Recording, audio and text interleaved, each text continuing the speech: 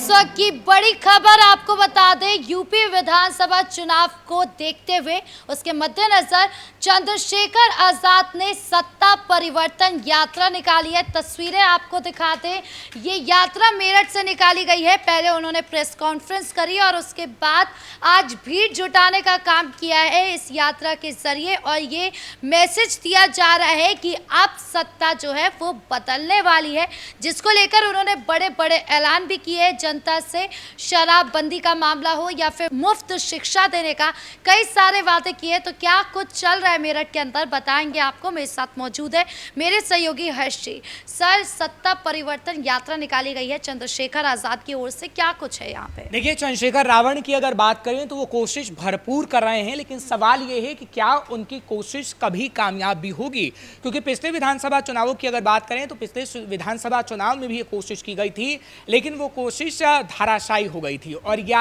ये जो कोशिश दोबारा से करी जा रही है, क्या ये हम देखेंगे कामयाब हो पाएगी या नहीं, ये सबसे बड़ा सवाल है। और इस सवाल के साथ जब हम शुरुआत कर रहे हैं तो पहले पूरी खबर बताते हैं, क्योंकि चंद्रशेखर रावण इस वक्त मेरठ के अंदर हैं।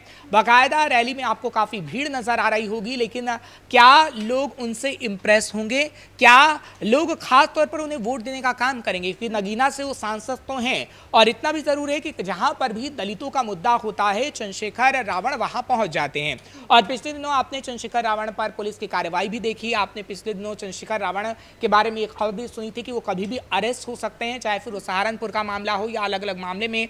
जब वो गए और कहा उन्होंने कि दलितों के साथ अत्याचार हो रहा है, तो उन्होंने ऐसे भड़काऊ भाषण भी दिए जिसके एवज में कहीं ना कहीं उनकी गिरफ्तारी हो सकती थी। खैर, अभी गनीमत रही कि वो गिरफ्तार नहीं है, लेकिन आगे आने वाले समय में ऐसा क्या कुछ होगा, तो इस सवाल का जवाब है हाँ, हो सकता है। क्योंकि अभी देखिए, परमिशन से आप रैली निकाल रहे हैं, बहुत अच्छी बात है, लेकिन आपने कोई ऐसा भड़काऊ बयान दिया या आपने उत्तर प्रदेश में ऐसी गतिविधियां उत्पन्न करने की कोशिश करी जिससे माहौल खराब हो, तो आप कहीं ना कहीं अरेस्ट तो होंगे।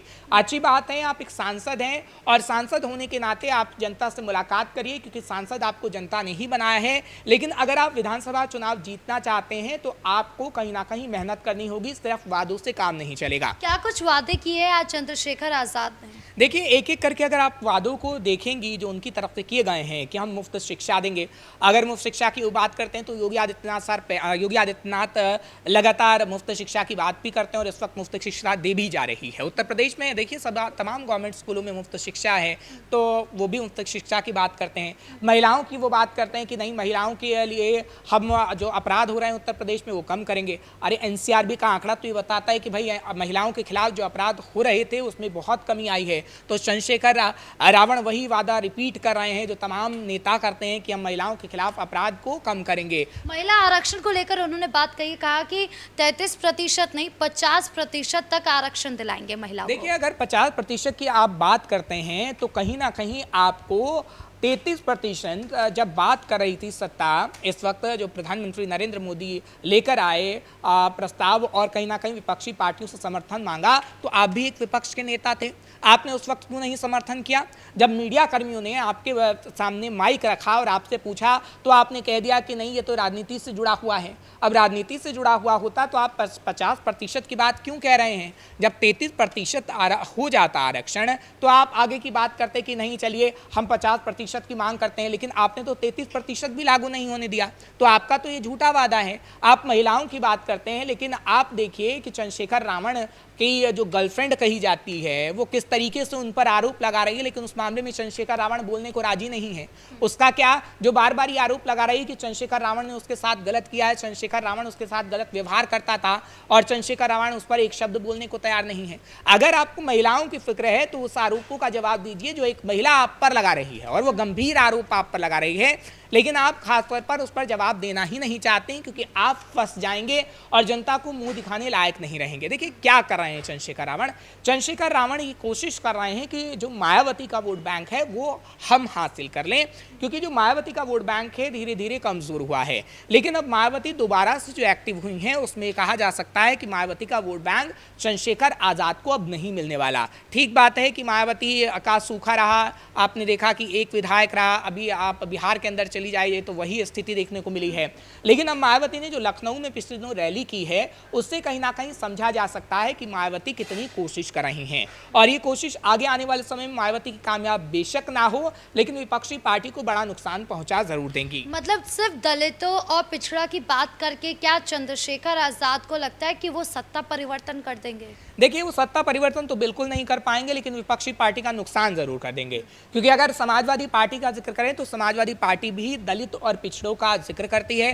समाजवादी पार्टी कहती है कि हमारा पीडीए का फॉर्मूला है, हम पीड़ितों का जिक्र करते हैं, दलितों का करते हैं और अल्पसंख्यकों की बात करते हैं, हम उन लोगों के लिए खड़े हुए हैं। चंद्रशेखर रावण भी यही रिपीट कर रहे हैं, मायावती भी दलितों की बात करती हैं। और अगर वोट बैंक बटा इन तीनों में तो सीधा सीधा फायदा बीजेपी का होगा, और इसीलिए विपक्षी पार्टी काफी परेशान है। खासतौर पर समाजवादी पार्टी, चंद्रशेखर रावण जो इस वक्त रैली निकाल रहे हैं, उससे समाजवादी पार्टी काफी घबराई हुई है। और आप देखिएगा कि विपक्षी पार्टियों के बारे में जब आप देखती हैं तो एक दूसरे का ये ना तो खुला समर्थन करेंगे, ना एक दूसरे के विरोध में नजर आएंगे। आपने पिछले दिनों देखा कि कांग्रेस और समाजवादी पार्टी में किस तरीके से लड़ाई हुई जब मायावती के खेमे में पहुंच गए कुछ लोग, और साथ ही साथ मायावती से मुलाकात करने कांग्रेस के कुछ लीडर चले गए, तो समाजवादी पार्टी नाराज हो गई और समाजवादी पार्टी खुलकर भी कुछ नहीं बोल पाई, और दबी जुबान से जितना हो सका उतना यही कहा कि हम उत्तर प्रदेश में चुनाव जीत रहे हैं। चुनाव जीतने का वादा आप करिए, लेकिन आप फॉर्मूला कौन सा अपना रहे हैं? देखिए, आप विपक्षी एकता की बात करते हैं, उधर ममता बनर्जी इंडिया अलायंस की बात कर रही हैं, लेकिन क्या कभी विपक्षी एकता देखने को मिली है? सवाल का जवाब है नहीं। और यही उत्तर प्रदेश में हो रहा है। आप देखिए, मायावती अलग राह पे हैं, आप देखिए समाजवादी पार्टी अलग राह पे हैं। कांग्रेस से जो समाजवादी पार्टी गठबंधन की बात करती थी, अब कांग्रेस भी समाजवादी पार्टी को ठेंगा दिखाने का काम कर रही है।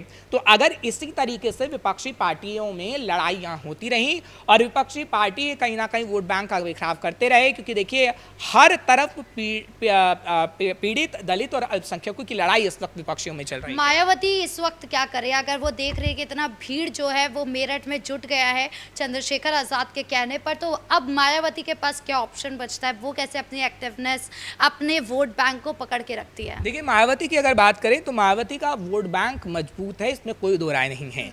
लेकिन हाँ, मायावती वो करिश्मा नहीं कर पा रही हैं जो कभी करिश्मा मायावती कर पाती थी, गठबंधन में सरकार भी बना पाती थी, और तो और सत्ता में विराजमान भी मायावती हो जाती थी। लेकिन अब क्या करना होगा? मायावती को अपनी रणनीति में चेंज करना होगा, क्योंकि देखिए जो सोशल इंजीनियरिंग की बात मायावती पहले किया करती थी, वही दोबारा से वो अपनाने की कोशिश कर रहे हैं। क्योंकि मायावती ने जो अभी खेल खेला है, आप देखिए वो ब्राह्मणों की भी बात कर रही हैं, वो दलितों की भी बात कर रही हैं, वो तमाम लोगों की बात कर रही हैं। तो क्या सोशल इंजीनियरिंग का करिश्मा मायावती का चल पाएगा? क्योंकि देखिए, अगर हम उनकी छवि की बात करें तो मायावती की छवि हमेशा से सही रही है दलितों के अंदर, और दलितों की अगर बात करें तो दलितों में पैठ मायावती की हमेशा से रही है, इसमें कोई दो राय नहीं है। लेकिन अब जो दलित वोट बैंक है वो धीरे धीरे उसका बंटवारा हुआ है। चंद्रशेखर आजाद की पार्टी की ओर थोड़ा दलित झुका, थोड़ा समाजवादी पार्टी की ओर दलित झुका है। तो इतना जरूर कहा जा सकता है कि जो मायावती का ही वोट बैंक था वो कहीं ना कहीं शिफ्ट होता गया अलग अलग पार्टी में। अब मायावती का वो वोट बैंक वापस आ पाएगा या नहीं आ पाएगा, ये मायावती सोच रही हैं। लेकिन मायावती की जो लखनऊ में रैली हुई है वो कहीं ना कहीं ये दर्शा रही है कि मायावती आगे आने वाले समय में हाँ, एक दो तो नहीं, 5 से 6 सीट तो जरूर लाएंगी, लेकिन इतना जरूर होगा कि तमाम विपक्षी पार्टियों को रोना पड़ेगा। अखिलेश यादव रोते नजर आएंगे कि मायावती ने उनका वोट बैंक छीन लिया, क्योंकि लोकसभा चुनाव में जो जादू समाजवादी पार्टी का दिखा है वो शायद विधानसभा चुनाव में ना दिखे। क्योंकि चंद्रशेखर आजाद सत्ता परिवर्तन की बात कर रहे हैं, सत्ता की बात करते हैं, तो क्या सीएम योगी के लिए भी ये कोई परेशानी का मामला बन गया है? देखिए, योगी आदित्यनाथ के लिए कोई परेशानी नहीं है। योगी आदित्यनाथ को लोग पसंद करते हैं। सर्वे के मुताबिक भी इस वक्त बीजेपी की सरकार बनती हुई नजर आ रही है, और तो और अगर ये विपक्षी पार्टियों में इसी तरीके से लड़ाई हुई और ये वोट बैंक बढ़ता हुआ नजर आया तो सीधे योगी आदित्यनाथ की सरकार एक बार फिर से बन रही है। हम बार बार कहते हैं कि हम भविष्यवाणी नहीं करते, लेकिन जो तस्वीर नजर आती है उसके मुताबिक हमें दर्शकों को बताना होता है और हम अपने दर्शकों को सटीक जानकारी देते हैं। और इसी बाबत हम बता रहे हैं कि जो तस्वीरें उत्तर प्रदेश से आ रही हैं वो बता रही हैं कि चाहे योगी आदित्यनाथ का जीरो टॉलरेंस वाली नीति हो या योगी आदित्यनाथ का बुलडोजर एक्शन हो या फिर एनकाउंटर एक्शन हो, वो लोगों को काफी पसंद आ रहा है, जनता उसे पसंद कर रही है, और इसलिए कहा जा सकता है कि योगी आदित्यनाथ की एक बार फिर से सरकार बन रही है। दूसरा पॉइंट ये हो जाता है कि योगी आदित्यनाथ की जो रणनीति है वो भी खास तौर पर काफी बेहतर है, क्योंकि देखिए गांव टोला की अगर बात करते हैं तो गांव टोला में भी मंत्री पहुंच रहे हैं, वहां पर नेता पहुंच रहे हैं और ये जानने की कोशिश कर रहे हैं कि हाँ, कितना जो वहां के विधायक हैं उन्होंने काम किया है, कितना काम काम नहीं किया है। रिपोर्ट कार्ड योगी देखेंगे और आगे आने वाले समय में वही नेता जमीन पर उतारा जाएगा जो जनता को पसंद हो और बीजेपी की सरकार बनती हुई नजर आ सकती है। जी, इस मुद्दे पर जानकारी देने के लिए आपका बहुत बहुत धन्यवाद। तो कुल मिलाकर सत्ता परिवर्तन यात्रा जो चंद्रशेखर आजाद ने निकाली है, उसको लेकर एक तरफ जहां वो बड़े बड़े वादे कर रहे हैं, तो वहीं दूसरी तरफ ये नजर आ रहा है कि विपक्षियों में बड़ा बिखराव हो रहा है और इस सत्ता परिवर्तन यात्रा से सीएम योगी को कोई दिक्कत या बीजेपी के लिए कोई परेशानी होती नजर नहीं आ रही है। ब्रेकिंग न्यूज में इतना ही। कैमरा पर्सन अशोक भारद्वाज के साथ मैं राधिका राज।